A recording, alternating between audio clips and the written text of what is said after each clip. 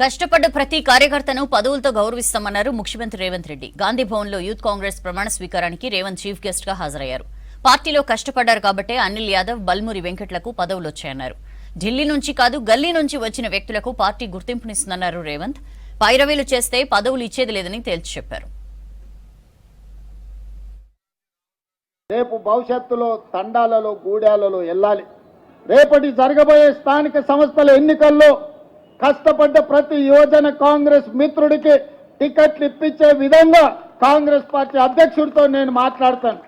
ఆనాడు నేను అధ్యక్షుడిగా ఉన్నప్పుడు చెప్పిన ఫ్రంటల్ ఆర్గనైజేషన్స్ కానీ అనుబంధ విభాగాల అధ్యక్షులు తీసుకోమంటే చాలా మంది అదేదో చిన్న చూపు చూసినట్టు మాకెందుకు ఈ పదవి అన్నట్టు కొంతమంది పక్కన పెట్టింది.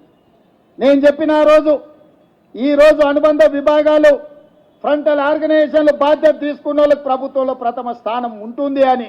అందుకే ప్రభుత్వం వచ్చిన వెంబడే ప్రతి అనుబంధ విభాగానికి వేదిక మీద ప్రీతంతో సహా చాలా మంది ఉన్నారు.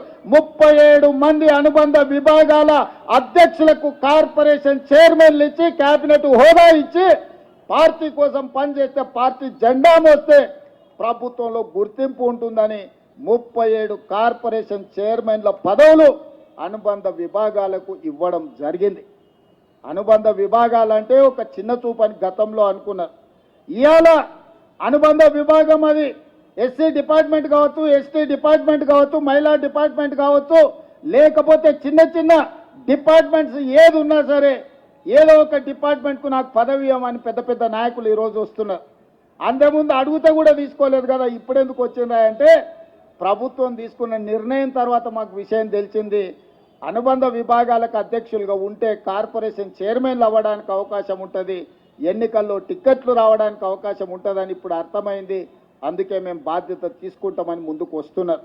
అందుకే ఈరోజు జిల్లా అధ్యక్షులు కావచ్చు, నియోజకవర్గ స్థాయి అధ్యక్షులు కావచ్చు, పార్లమెంట్ స్థాయి యూత్ కాంగ్రెస్ అధ్యక్షులు కావచ్చు, రాష్ట్ర స్థాయిలో వివిధ హోదాలలో ఉన్న యువమిత్రులకు నా సూచన ఒక్కటే, కష్టపడితే తప్పకుండా ఫలితం ఉంటుంది.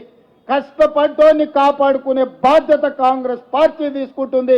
అధ్యక్షుడు మహేష్ కుమార్ గౌడ్ గారు తీసుకుంటారు, ముఖ్యమంత్రిగా నేను తీసుకుంటా. కష్టపడకుండా నాయకుల చుట్టూతో తిరుగుతాం, నాయకులకు ఫ్లెక్సీలు కడతాం, కనపడిచినప్పుడు దండం పెడతాం, దండలేస్తామని ఎవరన్నా అనుకుంటే పదవులు మర్చిపోండి. మీరు దండం పెడితే నేను 2 సార్లు దండం పెడతా, కానీ పదవి మాత్రం ఇయ్యా. ఎవరైతే సమస్యల మీద పార్టీ పక్షాన వీధి పోరాటాలు చేస్తారో, ప్రజా సమస్యల మీద ప్రజల దగ్గరికి వెళ్ళి అండగా నిలబడతారో వాళ్ళకే ఈ ప్రభుత్వంలో గుర్తింపు ఉంటుంది. ఈ ఎన్నికల్లో కేవలం డబ్బులతోనే ఎన్నికల్లో గెలిచినామని ఎవరన్నా చెప్పినా, ఎవరన్నా అనుకున్నా తప్పే. డబ్బులతోనే గెలిచేటట్టు ఉంటే చంద్రశేఖరరావు 100 సీట్లు గెలిచేటోడు. లారీలో కొద్ది పైసలు ఉన్నాయి, ఆయన దగ్గరనే కాదు, ఆయన కొడుకు దగ్గర, ఆయన బిడ్డ దగ్గర, ఆయన అల్లుని దగ్గర, ఆయన సడ్డకు దగ్గర అల్మారీలలో బీరువాలలో కాదు లారీల నిండా రూపాయలు ఉన్నాయి. మరి వాళ్ళు సీట్లు ఎందుకు గెలవలేదు?